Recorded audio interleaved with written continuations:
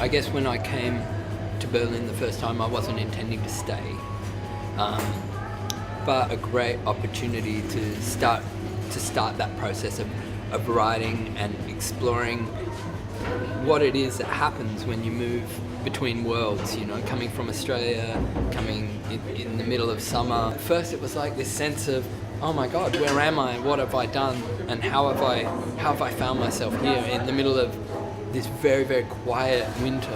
That kind of asked its own questions that I wanted to explore. Like, what does it mean to be, is this a home? You know, like, is this a place I can stay? Is this a place that will bring me the things I need to survive? And also a bunch of questions about running away.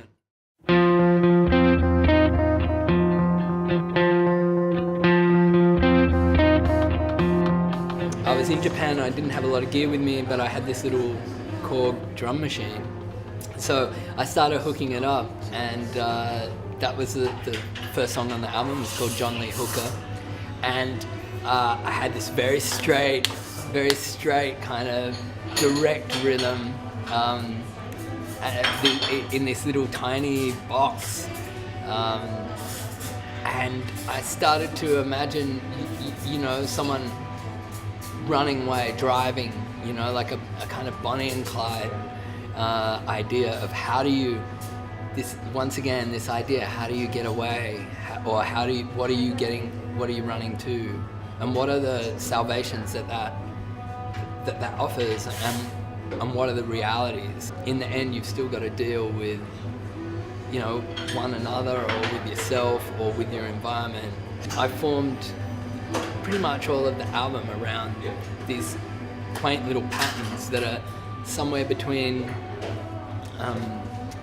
kind of early 80s kind of drum machines that you know, this first idea of the drum machine, but also this kind of nod to a little bit of you know, maybe Kraftwerk or German techno, because I'm in Berlin, and so there's this kind of almost dance floor kind of ticker box kind of sound, and that's combined with this kind of garage soul, this kind of 60s kind of slightly delayed guitars and crunchy fuzz guitars, and my blues hollers and soul kind of vocals that come more from someone like John Lee Hooker or Muddy Waters and Marvin Gaye. So in between all of that, this album kind of started to emerge.